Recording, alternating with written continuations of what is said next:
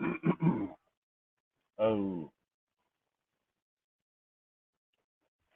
right, guys, we are live. I'm here at Duchess having my breakfast.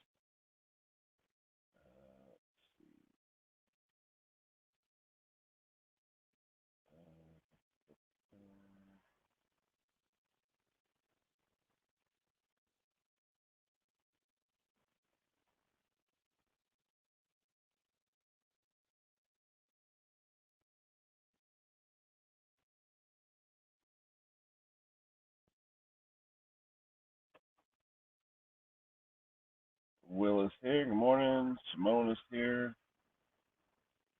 I'm in the truck, so I don't know. I've only done that once on this thing here, so I'm trying to find the link. Hold on.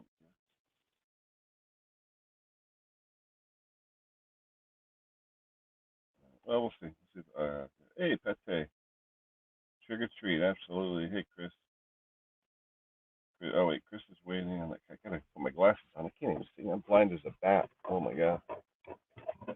I'm trying to look at the phone and oh my gosh. Hold on. Let's see what we got here. Chris is waiting on the soup for you. I know. We're picking up for pancakes. No, today's Western omelet sandwich actually, and a large coffee and a hash brown. So I'm just watching traffic out here in Monroe, Connecticut. We got Dunkin' Donuts across the street. They're not too busy this morning. It's early though. It's only 7:30.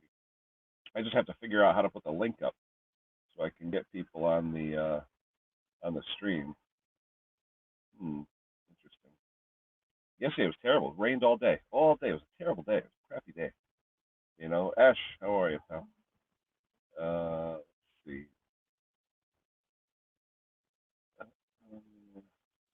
Oh, if I double click, it comes up. Okay, I know how to do that then. That's cool. All right, so we got. Oh, Simone is here. Will is here. Ash is here. I got to figure out how to do the link though on my phone. Let's see. Exit solo layout. Let me try that. Nope, that didn't work. Uh, gotta try and figure that out. Let me see. It says guests, invite a guest. Oh, there's the link. Okay. Uh, copy the clipboard. There we go. And let's go in the chat.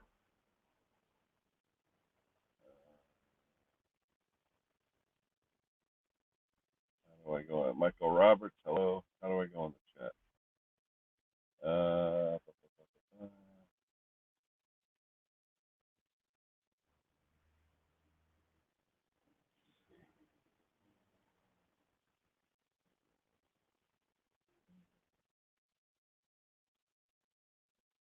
Trying to figure out how to go in the chat and do this, guys. Hold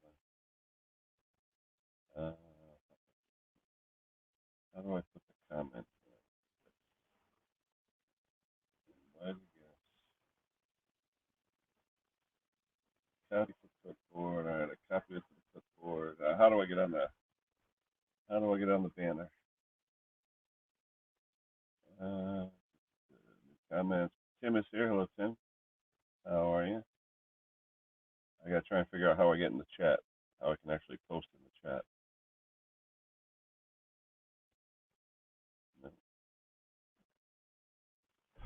Oh, I didn't want to wake everybody up today. They're all sleeping. They went to bed late. They were up like 3 in the morning, so I figured I'd do the stream from here.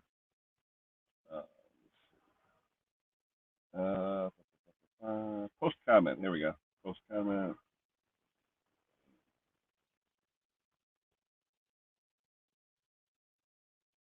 Paste. Chat. There we go. There's the link. Oh, like I said, I don't do it too often from the truck, so we'll see what happens. Let me throw you up here. Oh man, my eyes are terrible. Terrible, terrible, terrible. No problem, Mr. Palmer. Hope all is well over there.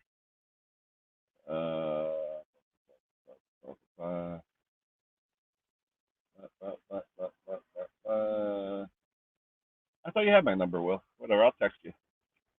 Uh, so we're here in lovely Monroe, Connecticut.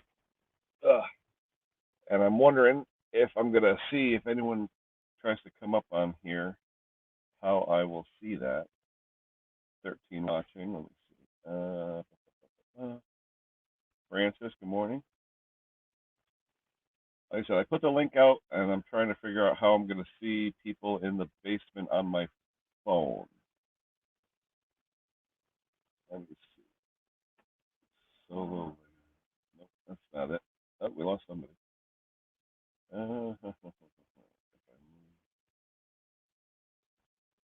Crazy. I'm going to figure this out here. If I minimize this. Nope, don't want that. Go this way. Oh, somebody. Hey, Mark Wiley, how you doing? Well, whenever somebody goes, let me know if there's anyone going in the basement, and hopefully I can scroll down to see you in the basement.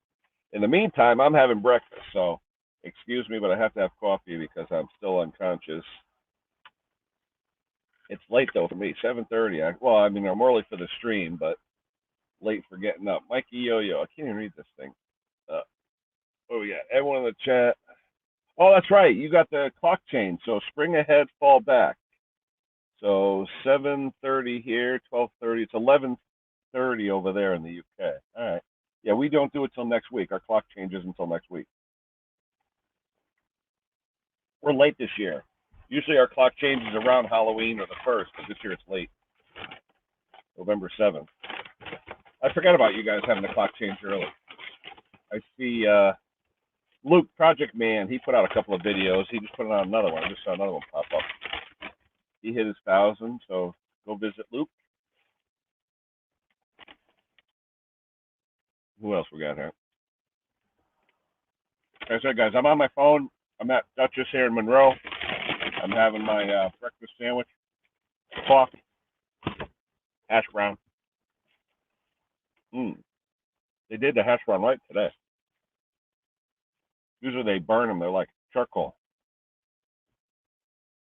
My coffee. So cheers, everybody. Happy Halloween and happy daylight savings time. So that means it's going to be pitch black at 4 p.m. next week.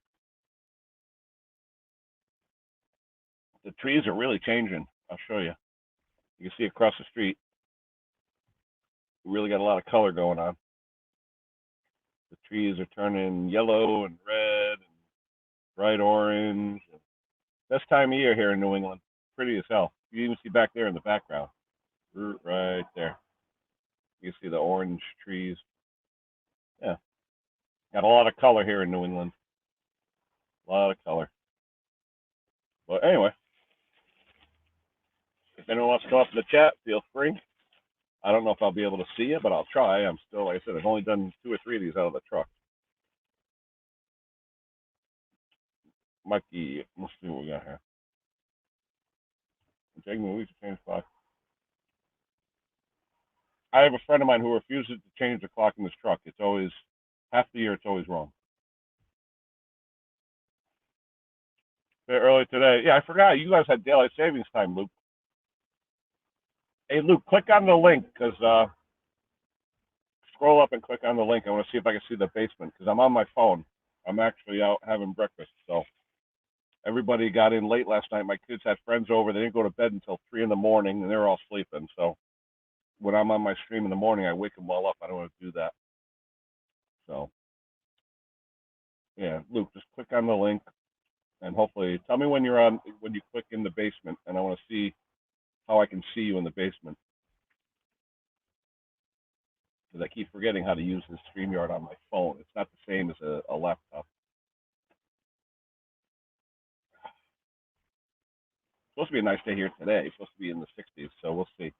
It's about 50 right now. Not bad.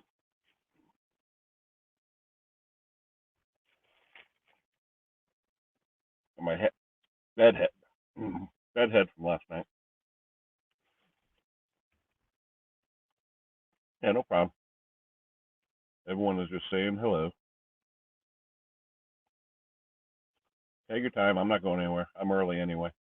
I forgot you guys had your clock change. You guys are a week behind us, or a week ahead of us.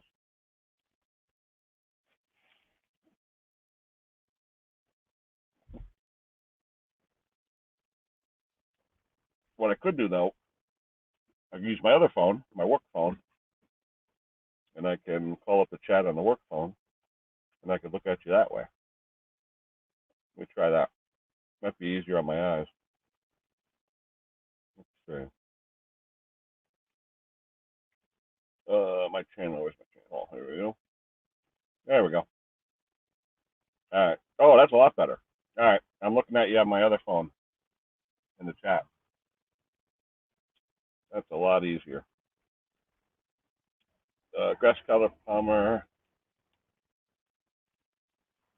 Flooding. We had a lot of rain. We had a lot of rain yesterday all day. It was actually about 20 hours worth of rain.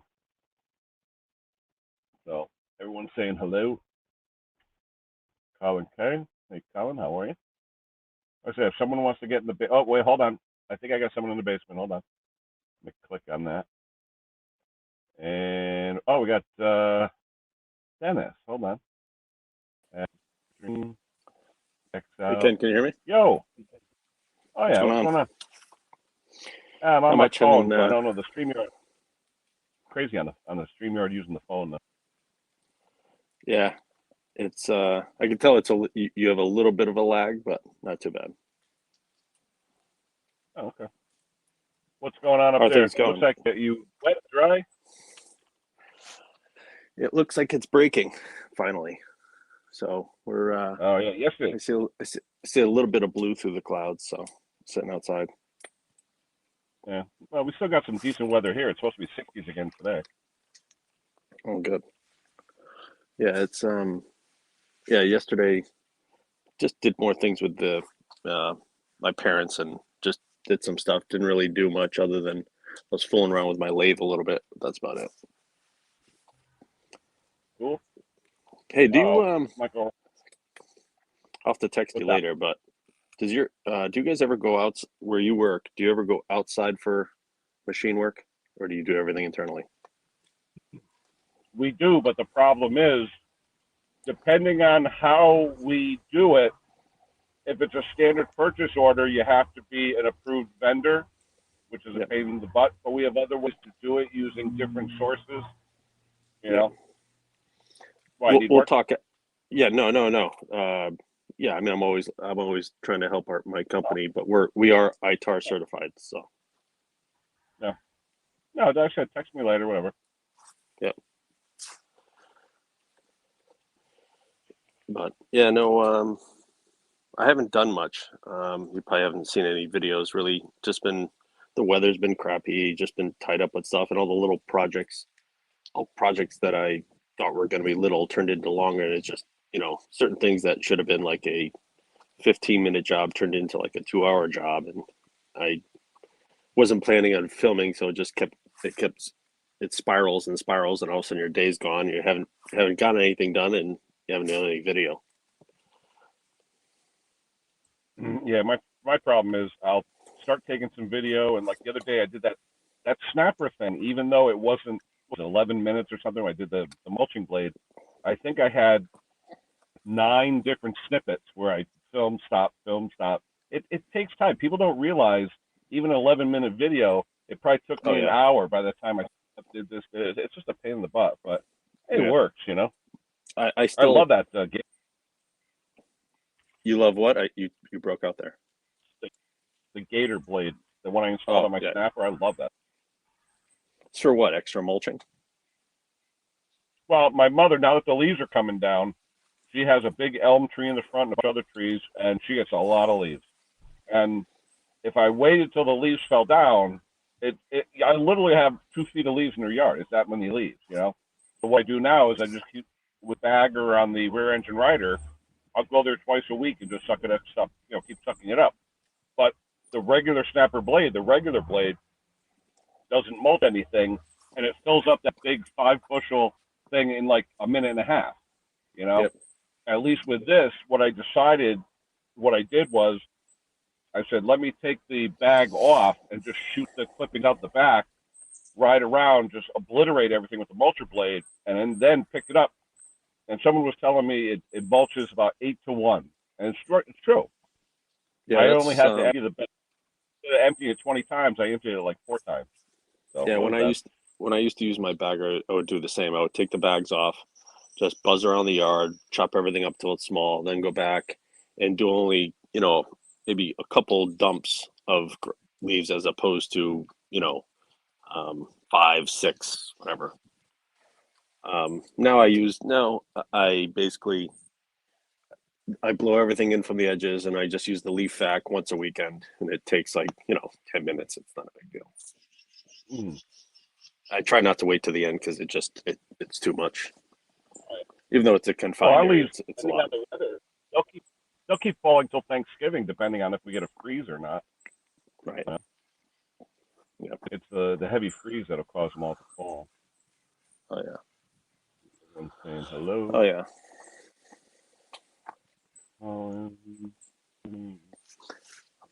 Everyone's breakfast time here.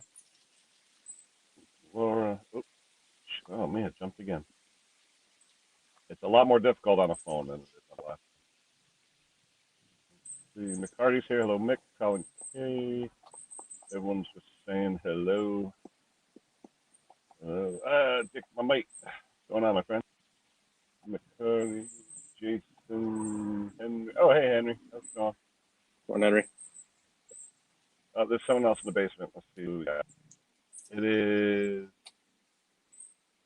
Simone, give me a wave, hon. Simone, give me a wave so I know it's you. Simone, there we go. Okay. Simone, give me a wave so I know it's you. I wanted to make sure it's you because I didn't want a troll on here. I figured with the what you put on the bottom, I was like, oh, is that a troll or is that? No, it's me. What's going on? Just doing some editing. I've got a video going up later. Nice. On PC or what? No. I'm in bike mode at the moment. Yeah, I saw you posted that picture the other day. The gasket. Was that the gasket and everything? Or something else? Was that the gasket and everything? Oh, yeah. Hello. Morning. Hello. Oh, yeah. Yeah, I've got to finish off editing and try and decide when to upload it. So I've just uploaded one. Sorry? I've just uploaded one. I thought I'd like to do an hour before Ken comes on, but I forgot about the time change. So I forget about everything. Yeah. I'm a nightmare when it comes to uploading a film. And I think it's been a few weeks now since I've uploaded really anything apart from that little robot video I did. Well, you try and work it. I try and work around the streams, and when other people do theirs and everything, and there's less gaps now where you can get your video in there. Well, I was thinking about doing StreamYard, but it's like every day someone's doing StreamYard. I know. It's like, I think I've missed the boat on that one. I uploaded one the other day, and I noticed Mick uploaded one the same time, and I think Martin Butler uploaded one the same time. So there was like 3 videos of similar sort of thing come up together. The video, it still did all right. I always tend to upload when somebody else is uploading. It's like there's a channel over here called Classic Britain, and I always end up getting like a similar time to him. It's really nice. Yeah, I've watched him. He's the young man that does the cars, right? The young guy. Yeah, I've seen him. Yeah, he's not too bad at all. He's very. I like the banter with him and Lucas. And then people say you should get someone you can banter with. It's like I don't have anyone. It's just me. Sounds like it, Colin. When it gets warm, the crank steels will start acting up. What I do, you hold the saw and then do the north, south, east, west. And if it changes up, down, kills, then it's usually do a pressure vacuum test. That's the easiest way. Do a pressure vacuum test to confirm it.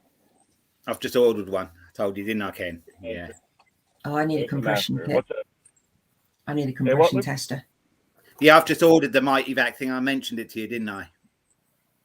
Yeah. Like I said, they have one now here at Harbor Freight.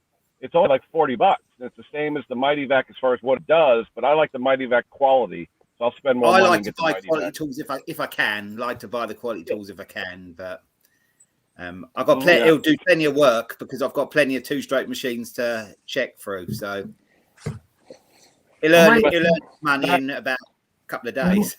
I usually buy quality when I can, but yeah, if I don't need it, if it's a 1-time or 2-time thing, I'll get what I need for the time. But yeah, I just love it when I see my good friend James Condon blowing through a hose. I'm like, get a pump. You know? Matt, to answer your question, it's probably never, Matt. And that's why he's going to say it's always crank steel. I've actually been looking at an old Steel BR 380, but even that, it's a 380, but it's actually got the recoil of a 420 on it. But I had trouble with it last year. I started to do a video. The video failed because it didn't go right. And now I've got it back in the shed again. And I know what the problem is now. So it might be a 2-part, that one. Hey, Rich. Sparky's here. Hello, Sparky. Hey, Jason.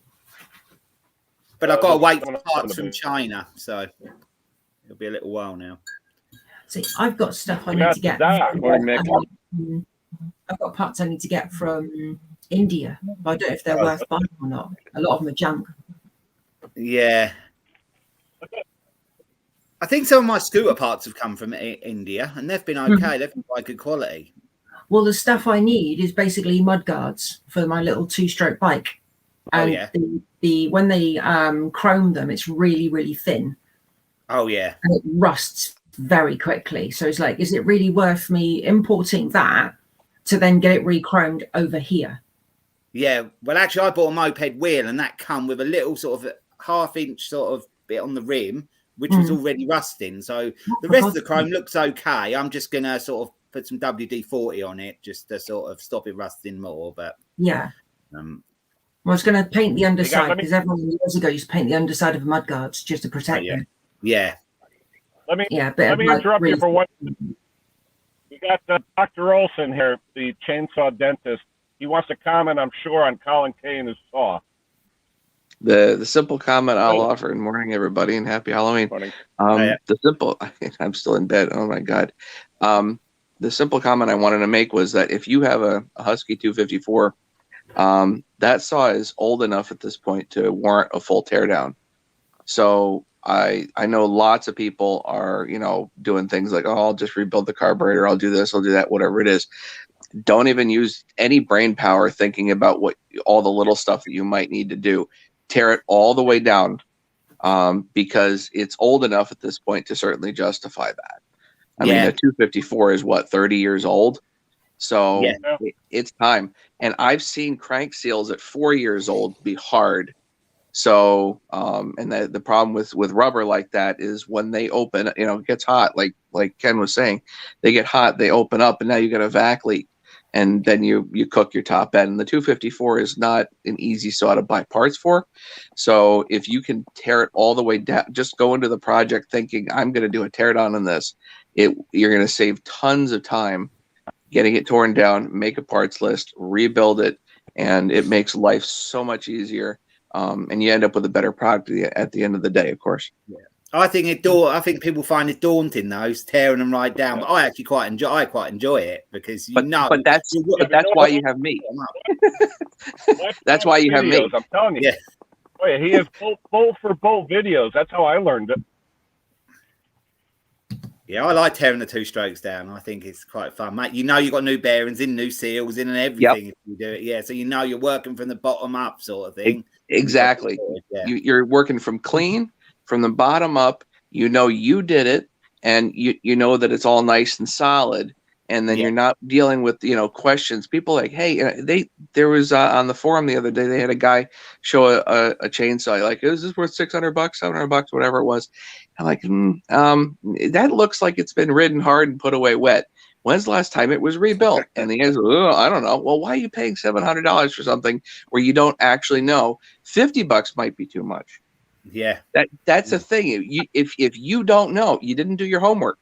You didn't do your homework, and you're going to get stuck. Like I've gotten stuck plenty of times, you know, and the benefit is that it's okay if I get stuck because I have at least some clue as to what I'm doing, and it goes on the YouTube channel, and people can just laugh at me, which is fine. But most folks, if they're stuck with a $600-700 bill, they're in deep trouble. Yeah. Right. We got most of America right now is one flat tire away from bankruptcy, like $400. So it's not good, you know, to get stuck. So don't get stuck. That's all I'm saying. Hey, Matt, what's your opinion, though, of aftermarket versus OEM seals, though, on that saw? Aftermarket seals are totally fine on that saw. I wouldn't hesitate. I don't like the Chinese seals. The Taiwan seals are better, I think. Highway seals are fine, or you can use the OEM if you feel like it. No problem. What was the saw again? I don't know if availability is okay, you know. Yeah, the Husky 254, 257, 261, and 262 are all fairly similar. The 254, I have the XP 262. I have that saw, yeah. Which is the only saw that makes sense in that lineup, if you ask me. But yeah, go ahead. Sorry. That's the only saw. I bought it secondhand probably 20 years ago, and I've actually never done anything to it apart from on the chain brake, the spring. I think the spring broke or something broke in the chain brake bit. There was something broke in that side bit. I got the part, fixed it, and it's been fine ever since. Yeah, if you can, I mean, like, and same deal on that. If you are still using that, like even on occasion, when you have time this winter, tear it down because it's the same age, you know, it's and a 92, 93, would it be something around about that age? That sounds about right. Yeah. And the bearings are cheap. They're regular 6202s, cheap bearings, cheap seals, and then, you know, some rubber line in there, and, you know, maybe rebuild the carburetor, maybe not, you know, and away you go. Yeah. It's a good saw. I like it, but I don't use it very often. I only just cut some logs up for my dad really with it, but, you know, I've had it a long time. I'm not going to sell it. It's just a good saw to keep. I tell you one thing I could add, though. I brought my 257 that a customer gave me over to Matt. Because I was having an issue, and I said, let me have Matt look at it. The intake, I don't know if you remember, Matt, the intake gasket walked, and it literally was causing a vacuum leak. And you know what? When you put these things together, you got to be very careful, because if you don't see it and the gasket drops a hair, you know, you're in trouble. I've had that happen on Honda engines a few times. On the CGV engines, when you put it all on together, you can sometimes get a gasket drop. Yeah, one of the benefits to the 2 series is you can actually put the whole intake track together. So the carburetor, the block, the gaskets, and the head, you put them all together and then seat the head over the piston and put your head bolts down. Mm-hmm. So that it can make things a little bit easier there if you just have the whole track together. It's kind of like cheating. Yeah. I know it's not quite the same. I don't have a mower. I've got a little 2-stroke bike. But getting the gasket seal. Yeah, getting the gasket seal. Had to put it on the outer casing and then put it on the side of the engine. And you got the mixture oil as well. And I completely forgot to put the mixture hose through the casing, then put the gasket on, then put it on the engine. So I had to take it all off and then put it all back on again. But yeah, it's fiddly when you've got the gasket sat there and you've got to get it onto the side of the engine. You've got all these little bits and pieces sticking out and like trying to get it in there. So if you're doing you're talking about a crankcase gasket? Yeah. Yeah, when you're actually putting the crankcase back together. Yeah. So one thing that I'll do with the crankcase gaskets is I use 3 Bonds 1184 as gasket sealer on the crankcase halves. And in addition to that, what I'll do is you let it tack for a few minutes, so it's much more sticky, and the crankcase gasket gets held on to whichever side you want to put the positioning pins into. At least on chainsaws, you got positioning pins for the gaskets, and it really holds them in place fairly well while you're actually putting the crankcase together. There are a couple of dowels on the engine casing. Yes, but I've had bad experiences with like sealant, like liquid sealant. So I try to steer clear of it because I find it gets in all the pathways and clogs things up. Yeah. Okay. So you have a few options there. One would be use Loctite 518, which is anaerobic sealer. Oh, okay. And Loctite 518 anaerobic sealer, you can put in bearings and it's fine. It doesn't really, it just washes away if there's extra. The downside to 518 anaerobic is that if for whatever reason you run it quickly, then it doesn't fully set. It needs like 24 hours to set before you run the thing. See. So there was a great video of a Volvo online. Somebody had used RTV gray on like a head or something like that, and it had gotten into all the oil journals and plugged things up. So really no good. But the other thing is that if you're going to use 3 bonds 1184, which I use, then just let it tack for a few minutes on whatever surface you put it onto, just super thin. Just let it tack, and once it's tacked, then you put the parts together, and it's not going anywhere. True. So 8 o'clock here. Well, I mean, I've bolted it all together, and saying about old seals and everything, there's a seal that goes around the kickstart mechanism, and I've got a sneaking suspicion that's going to need changing when the engine heats up. Like you say, the seals warm up, and they either expand or they can crack depending on how old they are. Yep. So I'm going to keep an eye on that because it's possible it might need doing. But luckily, the seals for this little bike aren't expensive, so that's good. Yeah. Oh, for sure. Yeah. And you can feel them. So so if you guys go back and watch my recent lives, even though they're really long, if I pull a set of seals out, you can feel it with your fingernail. The old seals, it'd be like, oh, crunch, crunch, crunch. That ain't rubber anymore. It's just not. Eventually, it turns really hard, and then the only way you'll know though is when the saw gets or the two-stroke gets warm, and then it opens up, and then you cook your top end, and now you have a much more expensive repair than a $1 or $2 seal. Yeah. I was saying that the choke mechanism in the side of the carburetor, the little cover for part of it is just so old, it's just falling apart. So I need to order new components for that. But one little piece, the plunger that goes into the side of the carburetor, is a piece of brass. It's no longer than about an inch and a bit, maybe. It's nearly £100 just for a little tiny piece of brass. It's crazy. What is it? What is the bike? What's the make of it? It's a Yamaha RS 125DX. It was manufactured between I think 78 and 84, and they're very. I had one of them once years ago, and RS 125, But it's the DX version with the front brake disc. Oh yeah, this one didn't have that. It had the drum. The front brake disc, the parts for that are expensive. They're hard to find. I found one on eBay, which I'm watching currently. It's like up to £80 just for the caliper and the bar that bolts to the front fork. Oh yeah. But I also need to replace the front forks. I need new shock absorbers. I need to find a welder again so I can weld up the seat base because you can't get them. I bet when you look, most of the stuff is in the US if you can get anything, isn't it? No, it's not. No, not even in the US. No.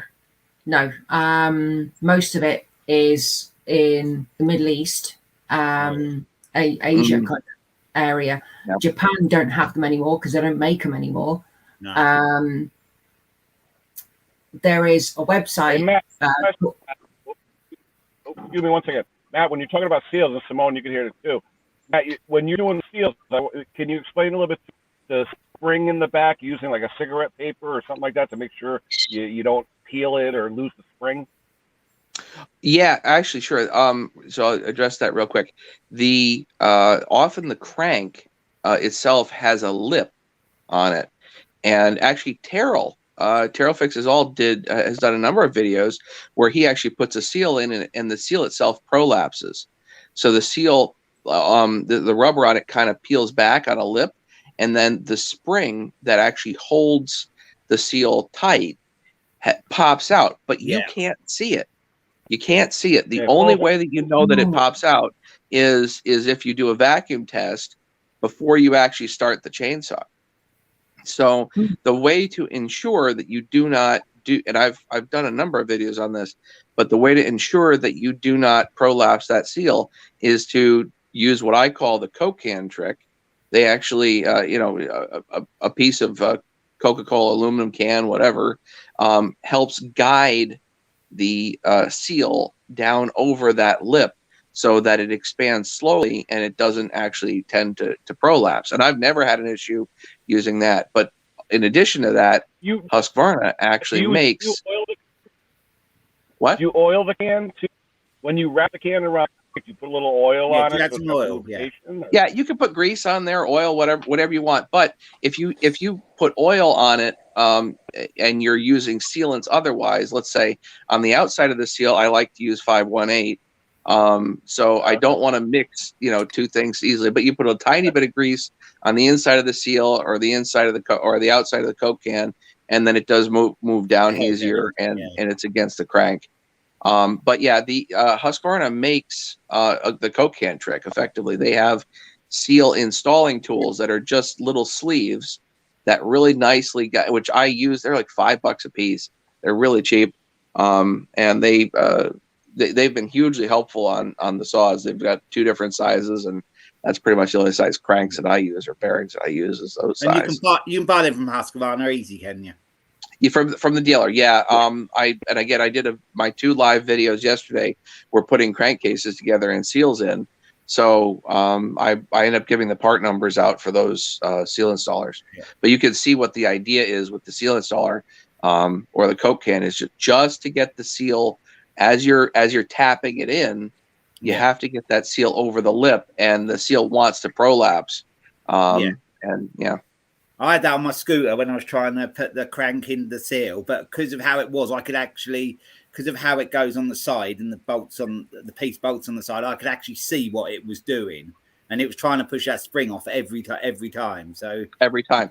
So also another thing that I'll recommend on these 2 strokes, you've got your crank, you've got your bearings, you've got your crankcase, and you've got your seals. Yep. So when you're putting your crank into your crankcase in the bearings. Yep. Don't have the seals installed. Don't do it. It's like putting your pants and your underwear on at the same time. It might work, and you might get something stuck. It's not so good. So don't do that. Underwear. Or I can Commando, whatever. All right. So no. If you're gonna put a crank in a crankcase, don't have the seal installed. No, because put them in after. Put the seals in after. With the seal installers or a Coke can trick, and you won't have trouble. Okay. What's that? Hi. Does that answer the question, Dennis? I got to run, guys. I'll talk to you guys later. Okay. I just want people to know, Matt, if anyone's looking to do anything with the chainsaws, rebuild seals, crankcase, whatever, Matt's got a plethora, hundreds of videos. We call them bolt for bolt videos from stem to stern. So check out 1 and 2, and he's labeled them correctly as well. Seals, crankcase, whatever. And I learned 99% of what I know about the saws now from Matt. So I did a binge watch one weekend, and then I became friends with him because he only lives an hour away. So it was very helpful. Seeing someone do it is the best way, Matt, if you want to throw a link out to your channel, feel free. Yeah, if you could. I don't think I subscribe to you. So if you put a link out. Yeah, I haven't seen it before either. I don't even know if I can chat here. You should be able to. Picture. Let me see. If not, can you Instagram it to me later? Let me do my website here, which has it's just mattschainsawparts.com. Can you guys see the chat or no? I've got the chat. I've got the StreamYard chat. Yes, no. I can't do the StreamYard chat, so just mattschainsawparts.com. You got it? Yeah, mattschainsawparts.com, or just my name here, Matthew Olson is my YouTube channel. I'll throw a link out, no problem. Let me see here. There we go. Copy link. Let me go back. Hold on. I'll get it. My big claim to fame at this point is the crank tools that I've made to help install cranks in crankcases. So one of the hardest things in building chainsaws is actually getting a crank into a crankcase and getting the case halves together. It's one of the most daunting things to builders that prevents them from doing rebuilds. Like you were saying, that it gets kind of daunting. It's like to do the full on rebuild. Yeah, it doesn't worries need to people splitting. I think it worries people splitting the casing. I think that's what worries them a bit. Actually. Yeah, right. Yeah. So they're pretty stuck together at times, aren't they? They are pretty, stuck together. They've been, like I said, 20, 30 years. They've been stuck together, a lot of them, haven't they? Right. So getting cases apart, I haven't found really an issue with. Most of the time with a regular old Husky case splitter. And the Chinese have one too that you can modify, and I show how to do that on my channel too. But I haven't it's getting the case back together that ends up being the problem. And the reason is because the bearings have to be pressed onto the crankshaft. And ideally, you're heating something up and you're cooling something down, and trying to get bearings into a crankcase and onto a crankshaft without actually damaging anything is not easy. Because if you lose your heat differential somewhere in the middle, now you're pressing things together. And in case you didn't notice, a crank, it is off center, and if you actually press directly on the shaft, you are potentially moving those lobes together. Yeah. And I've seen cracked lobes before. So the way to do it, the actual solution, is to get the bearings properly in the case halves first. Yeah. Then pull the crank through the bearing, only putting pressure on the inner race of the bearing. That way there's zero lateral forces on the bearing.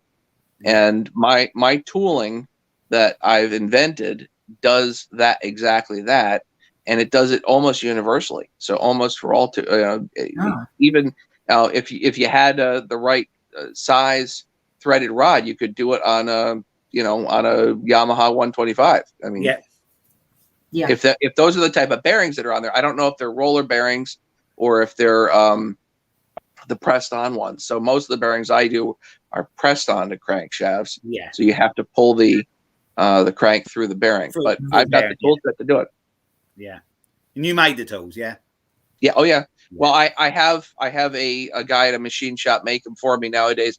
I've sold about 500 kits worldwide at this point. I've sent them all over the world, and it's amazing because if you've been building chainsaws a certain way for years and then you use my tools, you will never go back. It's so it's so incredibly funny what happens to people when they actually first try them. They're like, "Oh my God, this is cake. I am never doing that stupid hot cold thing ever again." It's real. You try to put a crankcase together, and all of a sudden, in the middle of it, you have a phone call, and you're like, what do I do? I got something hot. You got your gloves on. Something's been in the oven, and with my tools, go take the phone call. No problem. It's hit and miss anyway. The hot and cold is hit and miss anyway, like you said. Right. One of these cools down and all that, or heat. Yeah. So I'm looking at the Yamaha here. This is fun. Yeah, it's not my that's not my bike. It's just a random photo. I haven't taken any pictures of my bike for ages, so I need to. There's loads of bits missing off of it, and yeah, it's not going to be fired up at any time soon. But I need to sort out the wiring loom, carburetor. Actually, I don't really need a lot to get a two-stroke engine running, really, do I? No, but is it more or less complete, the engine? Yeah. But I need a battery. I need an air cleaner, which is nigh on impossible to get hold of, and some way of getting power to it. Extensive asking about removing the carbon from the exhaust. Medic 1 did a good video on that the other day, and one thing he did, which I suggest too, I'll take an air hose, put it into where the spark plug goes, so I have positive pressure in there, pull the piston down, so just the top of the piston is almost all the way down. That way, when you're scraping the exhaust port, it's going to blow out toward you, because any carbon that goes into that cylinder, you're going to stick your rings, you're going to screw it all up. So it's not the easiest thing to do to remove carbon. Just make sure it doesn't get into the cylinder, because it does notorious damage. I mean, the best thing to do is take the head off and do it right, but how many people want to take the head off and do it right? But that's beside the point.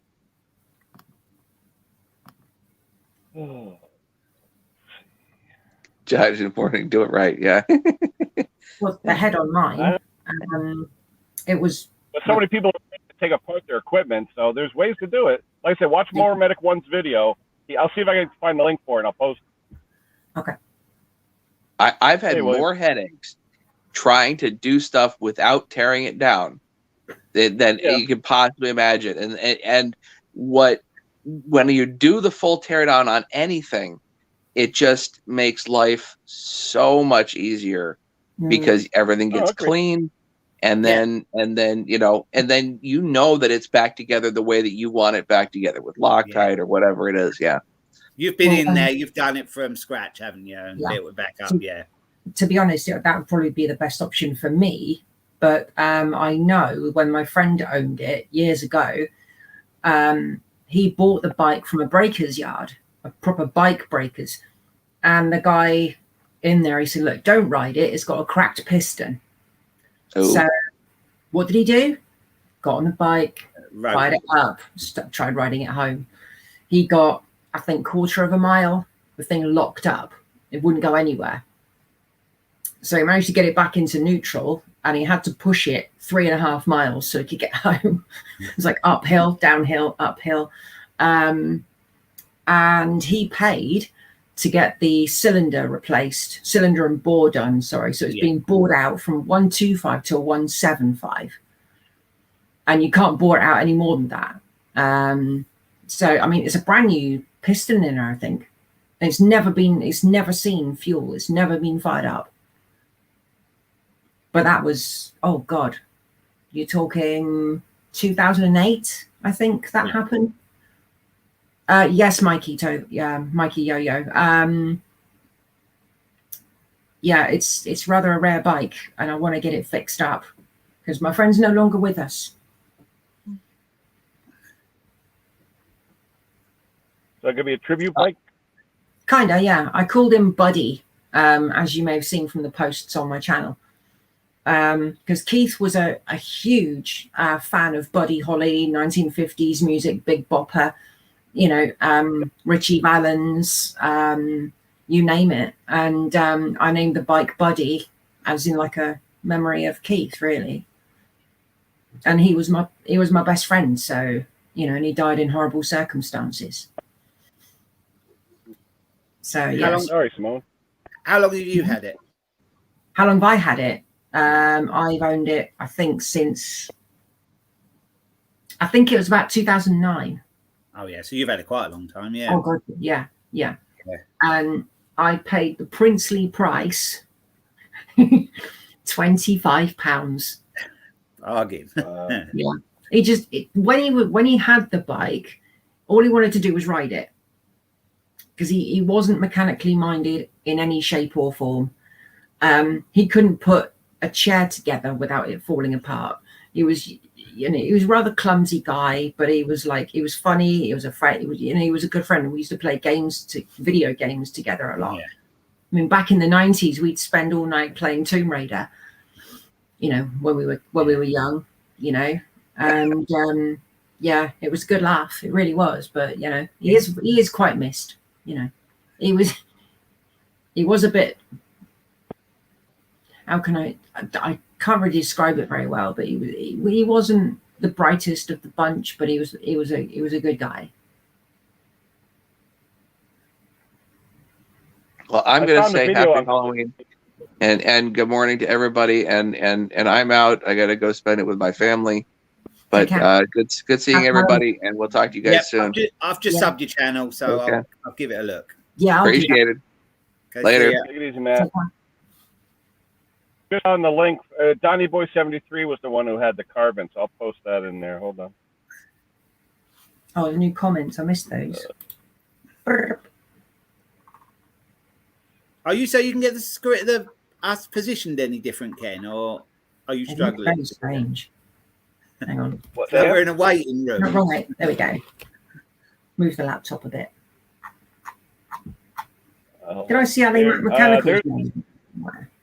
Yeah, there's the link for the outdoor. Looking for the the carbon removal from the exhaust port. Donnie Boy 73 did a video on it, so you could check that out. I'm a little behind on the comments. Hold on a second. Yeah, extensive viewer there. Check out that link I just put in there. All right. Hey, Scott Keller. Hold on, Scott. Oh, gone dark again. It takes me a second to link out. I gotta do like 10 things with my phone here. Hold on. Let's see. Mikey, a friend of mine had a little 100cc Yamaha, and he bored this thing out to a crazy amount, and he was putting jet fuel in it. And he destroyed it. It was hilarious. Well, that's my little Yamaha 100 there. Oh, that sounds like a little RXS. It's actually an MX 100. It's like the DT 100, but the off-road one. Oh, I think the engines are pretty much the same lump. Yeah, but like slightly modified slightly for each model. Yeah, I'm not that one. I'm just gonna do a light restoration on that. It runs okay. I'm not gonna mess with it until it needs to be messed with. So yeah, well, mine. I've got enough other stuff to get on with. Yeah, mine was completely stripped. I had it powder coated. I'd replaced needle bearings, those solid bearings you get as well. What are they called again? There's like solid ones where you cannot get into them. And you seal, Sorry? You can't. Yeah, they are sealed, but you have to press them into what they go into. Oh yeah. I worked in the bearing industry for 15 years. I designed bearings. Believe me. Yeah. Every bearing is built so you can put a seal or a flex seal in and take out. So if you buy a bearing that's like on mower spindles, what I do, it's so stupid. The manufacturers put double sealed bearings in their spindles, and then they put a grease fitting in there. Where the hell's the grease going to go? It's a double sealed bearing. Yeah. So what I do is the minute I get a spindle, I take the bearings out, I remove the bottom facing and top facing seal from top and bottom. I pack the crap out of the spindle, and then I put it back together. So then if I give it a pump, it's actually getting greased. You know how much grease it takes to fill up a stupid spindle? And then you got seals you're working against. It's so dumb the way they do it, you know? Yeah. Well, these aren't greasable. They go into the swing arm, and that bolts into the main frame. So press fit into the swing arm. Yeah. Oh God, I can't think. Anyway, doesn't matter. Hello. I need to get on top. I need to get on top of bearings actually, because I'm buying them from places when they're just general bearings, and I can get them from a bearing place a lot cheaper. Yeah, but just wanted to get class 3 or better. Class 3 or better. That's what you want. Okay. Because there's a good bearing place called Simply Bearings in the UK, and they're quite cheap. Like, for example, for the Pooch, they're half price of what I'm paying. So there's a friend of mine. There's a friend of mine who lives near me. He works in a bearing factory here, and you can get them like little tiny ones, or you can get them big ones for aircraft and stuff like that. Yeah. And shit. You know, it's astonishing. Which factory? Because I was in the bearing industry for years. I have no idea. I could Google it though. I'll find out online. I'll find it out. Hey, Mickey, how are you, buddy? Hey, Mick, when did you model for this toy? It looks like Mick's mowers. I don't know how to zoom you in, Scott. Sorry. Oh, I know. I just think it's funny. This looks just like Mick. Look at. Hi everyone. They Ken, don't Yvonne, Luke, Scott. Yeah. The way a lot of times it's personal. If it father saw, your grandfather saw, that's what it is a lot. Fair. You know? And if you're doing it yourself, I mean, I can see a business charge $100 an hour. Yeah, the customer's not want you to build the old saw, but a lot of times it's a personal thing, you know. Yeah, if you can rebuild them yourself, then you just don't count the time so much, do you? If it's your own stuff. Yeah. A gasket kit with seals is $20. I mean, it's not like it's a lot of money, you know. Ken, I think it's called the Barden Corporation, but don't quote me.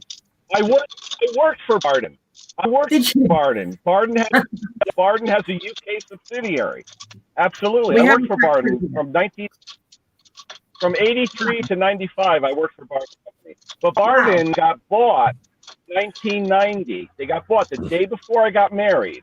They got bought September 21st, 1990 by FAG Bearings, FAG Bearing. FAG Bearing bought them in 1990. Then in 1995, they got bought by INA Bearing, INA. Okay, and then in 2000, they got bought by Schaeffler Group. So it's crazy. It's like all the bearing companies, you're only going to have 2 or 3 that own them all, eventually. But that's ironic because, Barden, UK, I've actually been to that plant. What, in the UK? Yep. Hold on. Oh, I've gone dark again. Oh, that's annoying. Robert, what's going on, brother? A little nippy out here. We in the 40s, and I'm like, time. Yep. Had to put on my Wells Lamont hoodie. I got my Steve Small Engines hoodie on today. So, little advertising. Let's see. Rob, leave. Take care, Rob. We got 49 here. It's come out nice here now. It's raining a lot this morning. We had a lot of rain this morning. That's all I got here. It's rain.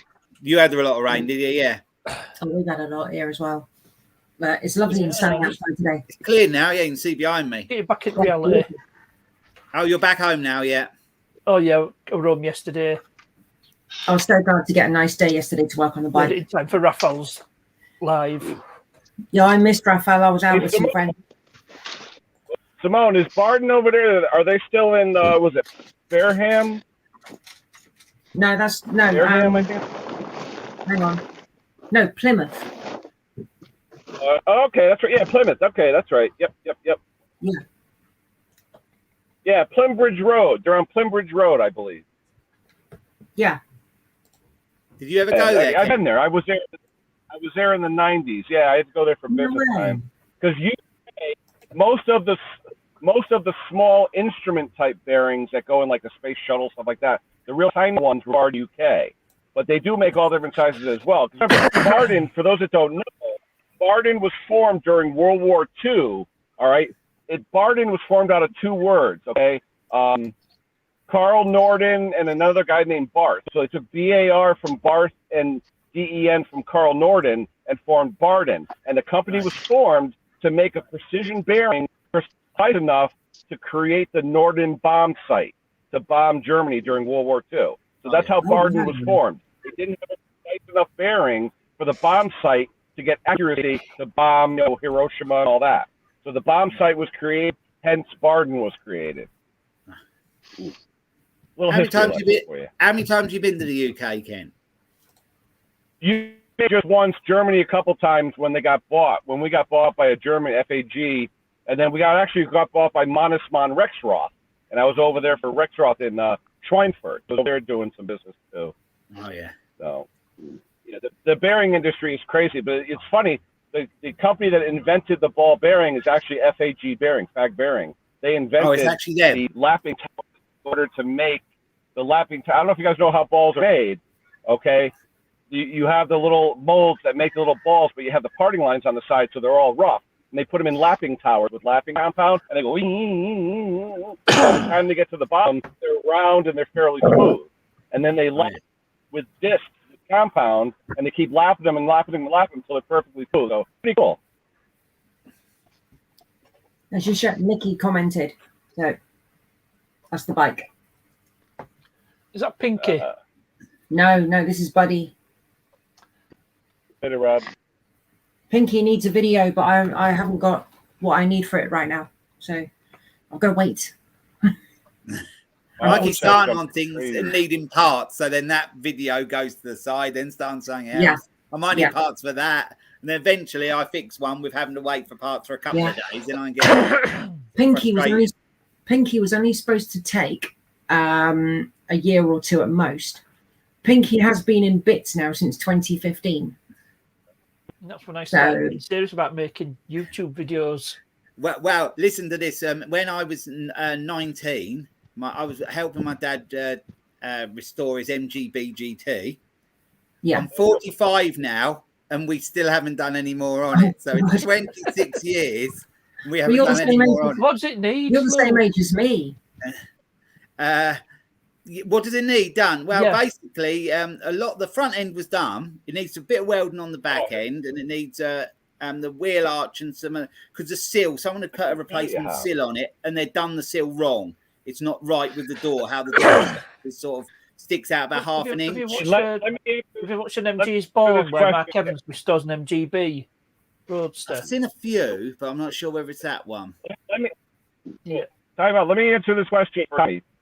The way they put balls into bearings, okay, you have an assembly line and there's an outer race. The balls are sitting on the outer race and then the inner race is sitting on top. They take an induction heat coil around the outer race, heat it up red hot in like a millisecond, it falls together. The outer race expands enough where the balls fall in. Then it cools while it's rolling down the assembly line. They use inductive heat the race, expand it, the balls in the inner race fall into the outer race. That's how they're assembled. For those that didn't know how bearings were made. I've replaced a few bearings. You know, you got to pull up out, and sometimes it usually just pulls one of the races out, and then it separates the race from the rest of the bearing. A quick question, Ken. On the blower I've got, a bearing has started to break up, and there's some balls missing.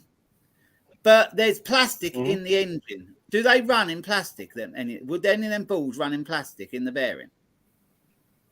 Yeah, retainers are made from either steel, beryllium copper, phenolic, injected plastic. There's all different types of retainer materials. Now remember, the retainer itself never really contacts the balls per se. It's just holding them in place generically while they spin, okay? A retainer can be made out of any material depending on the heat in the application and the speed and all that.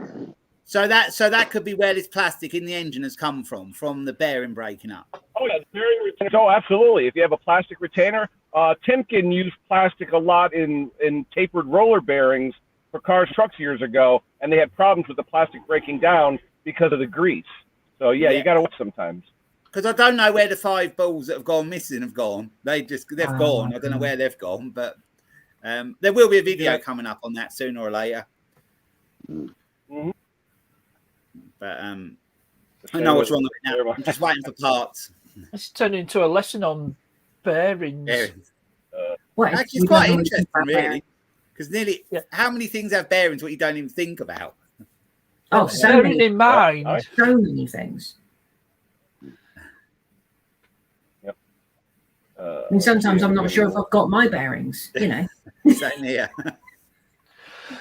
Tommy, the tolerances, you got tolerances are in millions, Tommy. When you buy like ball bearings, if you were to buy ball bearings, you have anything from class 5, which is 5 millionths sphericity. That's how they measure the roundness of a ball, called sphericity. They come in class 5 all the way up to class 100, which is 100 millionths sphericity. Most bearings that you see are usually class 25 millionths sphericity, because the tolerances on a bearing is generally 0.5 of a thousandth, nothing minus 5. So usually if you use a ball that's 25 millionths sphericity times 2, because you have opposing balls, that's 50 millionths, which is half a tenth. So it doesn't really affect the accuracy of the rotating assembly. If you didn't notice, I had a degree in mechanical engineering too. But that's pinky. I wish I could zoom in on it. What model is that? It's a ZZR 600D. Oh yeah, I remember the ZZR 600s. Yeah. Yeah, but the engine's not in there, as you can probably tell. Yeah. Hold on, let's zoom. Oh, here we go. Simone, wait a minute. As you can tell, they were classed as one of the top bikes back in the day, weren't they? It was one of the fastest bikes in production when it came out. Yeah, I remember it well. And the 1100 was even faster. Yeah, I remember the 1100s as well. Yeah, the 1100 I couldn't ride though; they're too heavy. So yeah, that's a problem. Right.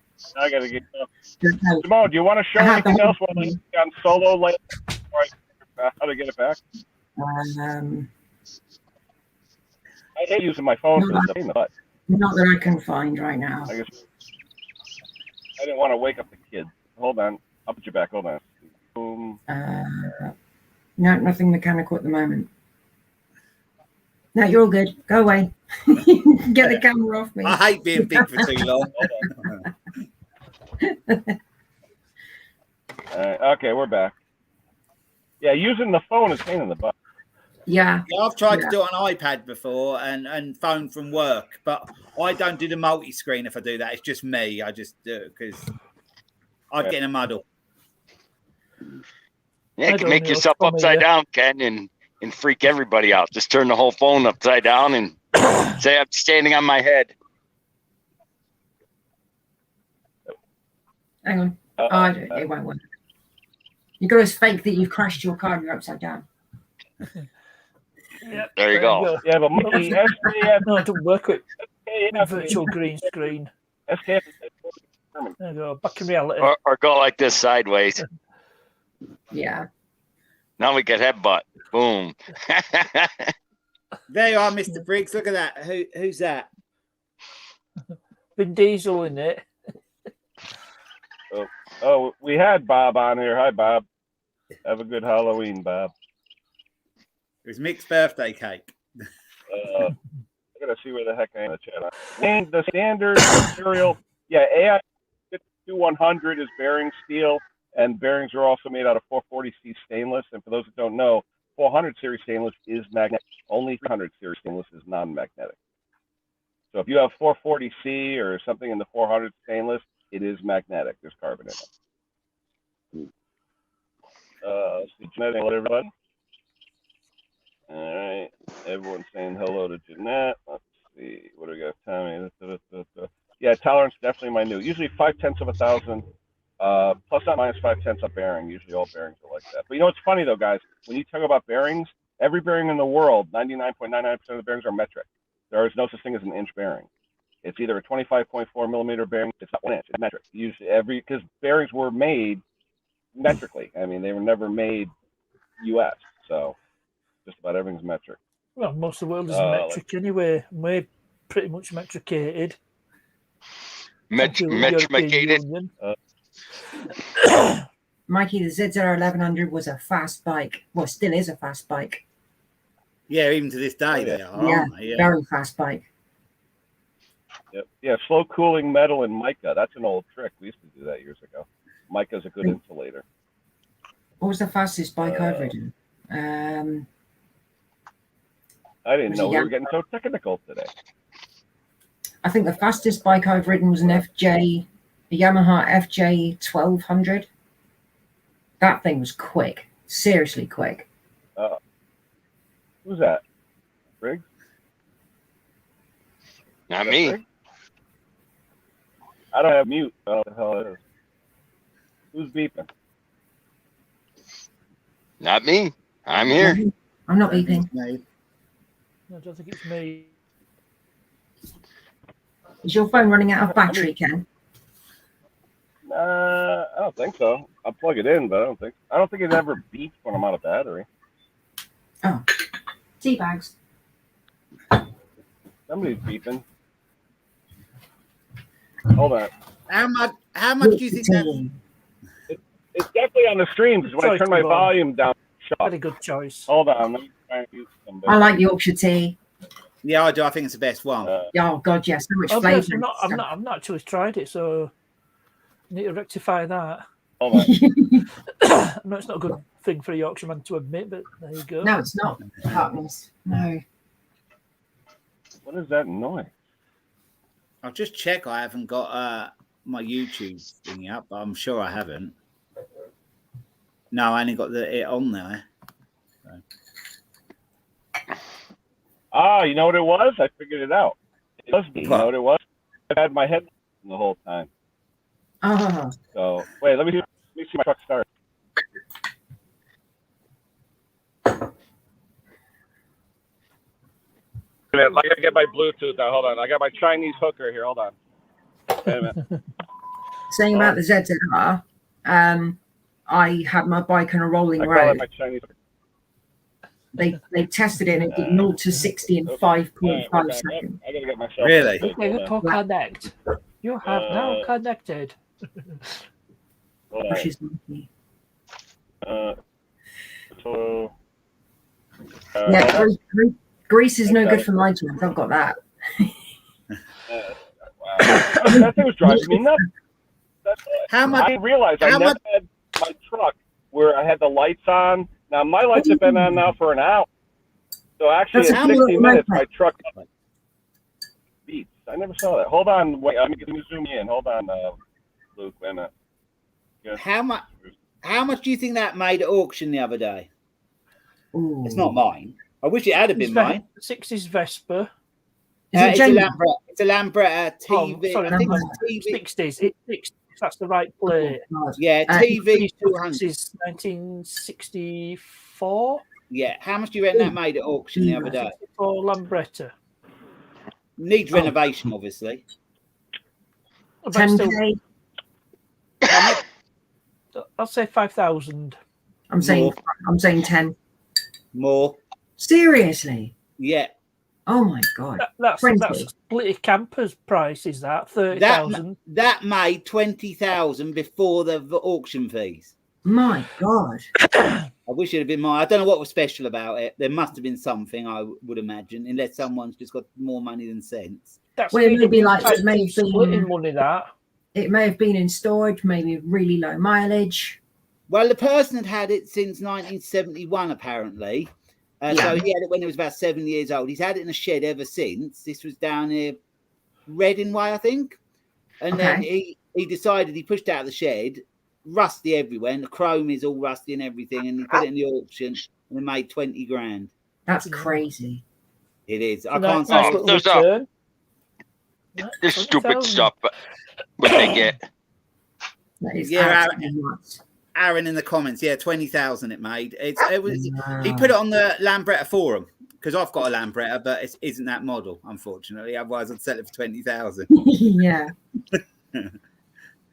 Mine done up is probably worth 4.5, 5,000, I suppose. Wow. I'm just gonna have a look on the eBay. See. But apparently, you can buy the TV 200, which is the same as that, done up in this country for 12,000. So why did someone pay 20,000? That makes sense. Do you know what model it is? I think it's a TV. I think it's a TV 200. I'm just looking at. They're fairly rare. They're fairly rare because the lawnmower lady was talking to me about them, and it's like the holy grail of Lambrettas. TV 175s.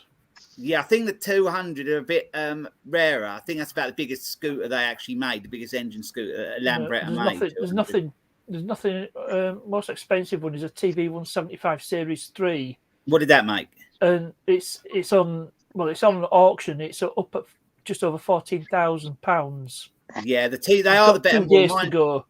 Mine's just a more basic LI 125. Mine is. It's got a bit of one, value. There's another one at 5,700. A 64 Lambretta TV 175 Series 3. This would be a B-Reg. Yeah, this would be a Series 3 as well. That would have been a Series 3. Yeah, that'd be right for 64. Yeah, but the 200, Stella was saying a lot of them from the US, the 200 ones are being sent back to the UK now because obviously must have a bit of a following. No, 5,700 in Newport, the Welsh Newport, not the one in Shropshire or Ireland. Oh, yeah. That's my one. Playing you can. I'm out eating Bojangles. So that's just a standard LI one. But it needs a lot of work, a lot of money spent. I got a question for everybody. I picked up a piece of equipment because a guy wants me to work on it at work. Has anybody ever worked on one of these string trimmers? Yeah, I've got one of them, but I haven't really done much to it. The only thing I ever did to it was unseize the end because the end had seized. This thing is so old. It looks like it's about 50 years old. Only thing I see right here, it says Country Home Products. It's got the engine. The engine's quite modern. Yeah, he changed the engine out. Oh yeah, I thought that. He said the engine wouldn't run. And he said he thinks the belt too small because it goes all the time. Is it a DR? Is the model a DR? Yeah. That's the same as Conker shoe last night. DR last night. DR something. Country Home Products. Yeah, it ain't 50 years old. I think they could be 80s, early 90s. I reckon.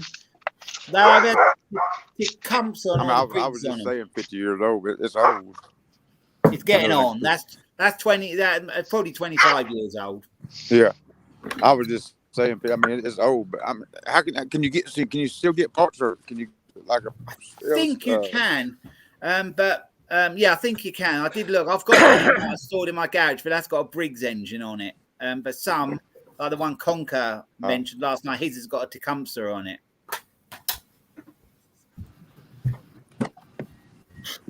Not wrong with Tecumseh. I really didn't want to work on it. But... and I own a Tecumseh powered lawnmower. They had their time. They were okay in the time when they were around. You know, just great when they're running. Yeah, when they're running fine, they're great.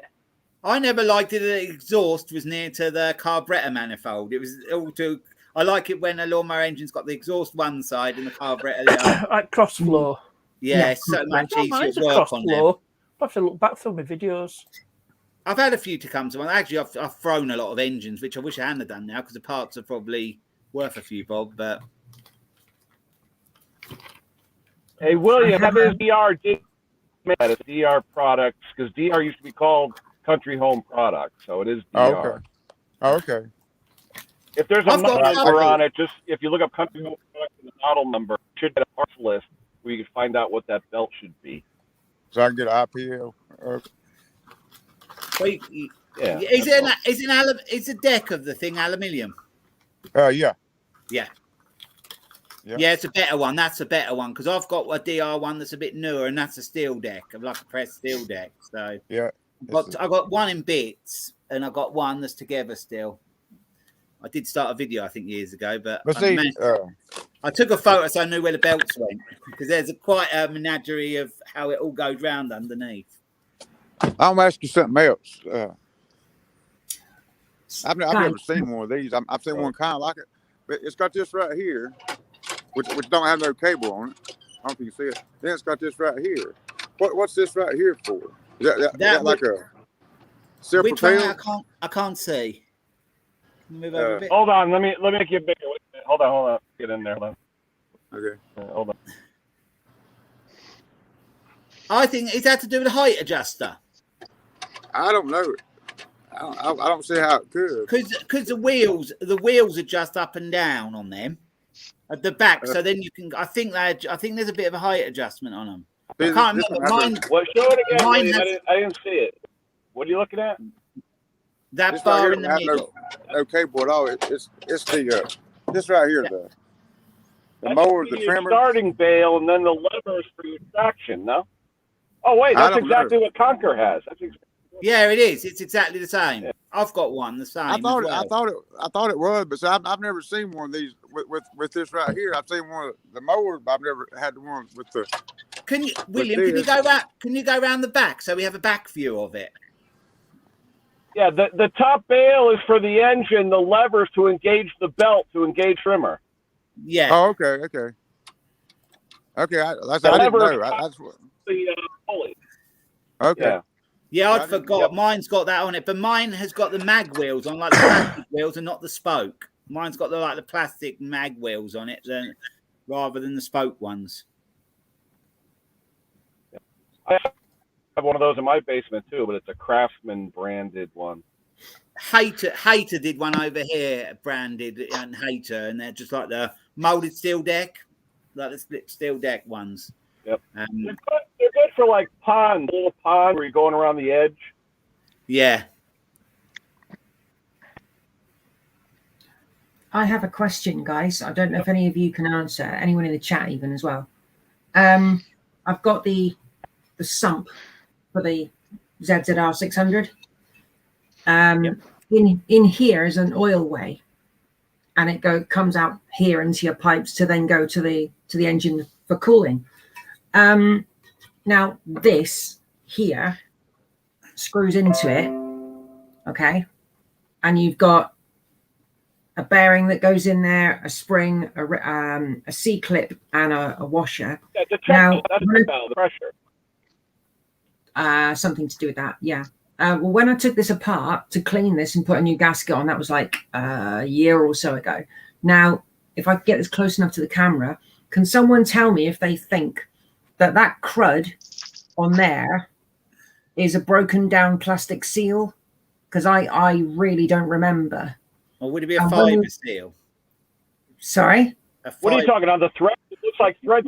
A washer. No, there's like a little bit of gunk at the bottom. And I'm thinking, I don't know.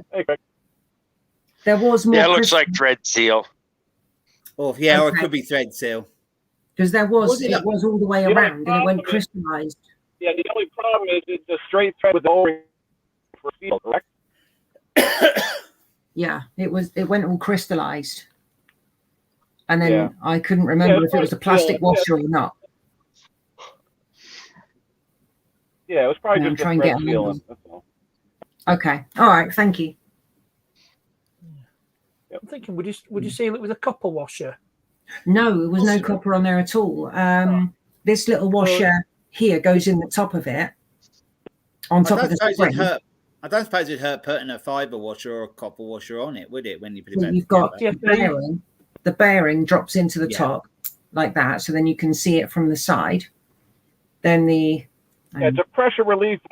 The spring then drops in to the top again, like that. That washer goes on top of the spring, and then this one holds it all in place. Clips it all in, yeah. And it should keep it under the right tension. Yeah. But yeah, it was just because I couldn't remember what was there when I took it all apart. Simone, let me ask you though. Those are threads, like Mikey said. Sometimes there's an O-ring face seal on it that seals it, like a black O-ring. Yeah. Is there an O-ring on that at all, or how does it actually? No, there's a slight recess. There's a slight recess, but it's only it's like a mill recess. Into the casing. Yeah. It's like it's like a recess. No, I don't think so. No, hang on, just give me a wipe. You've got a parts catalogue or a factory workshop manual. Yeah, diagram. All I've got is a Haynes manual, and it doesn't really show much. Don't it show you an exploded view? Can you see like a little? Hang on, where is it? There, little tiny recess. Yeah. Yeah, that's all that's there. Like it's probably an O-ring seal. If it's a straight thread on there, there should be an O-ring sealing it, because that's what develops your oil pressure. That's the relief valve that sets your oil pressure. So that it gets clogged, like the filter or something gets clogged, it'll bypass. That could be it then. Well, obviously, if it's in water, you want something like an O-ring. The thing is, you can't find it. If you what's the model number of that thing? Because maybe we could look it up and find a parts list somewhere. It's Kawasaki ZZR or ZZR to you guys. 600D2. I mean, I've got my Haynes book. I've got my book for it, but there's nothing in here in exploded view. I just wanted to see if anyone was out there who knew much about bikes. So.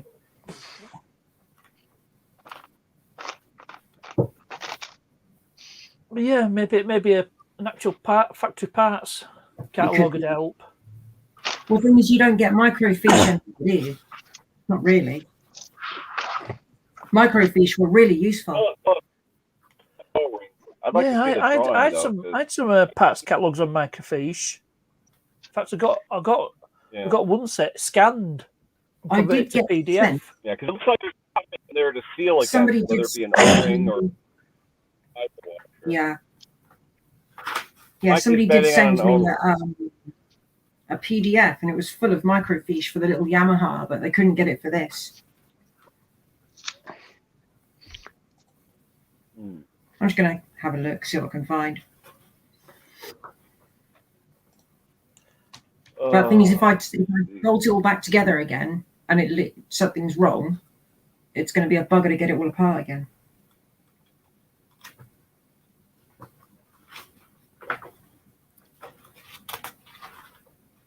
It's coming up on an hour and a half for me. I'm going to have to end it. I got to go fix the generator and deliver it before the guy leaves. So yeah, and I beg your head off. Anyway, phone, if you would, post a model number in the comments now, Simone, and that way we'll take a look during the day, and maybe we can find something for you.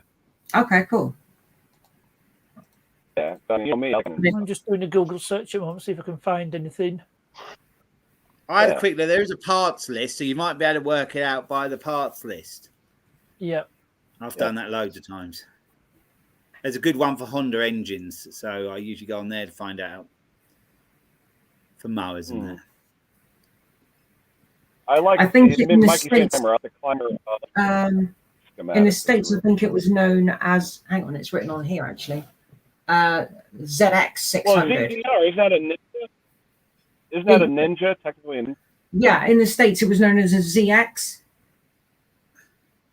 Yeah. Okay. Yeah.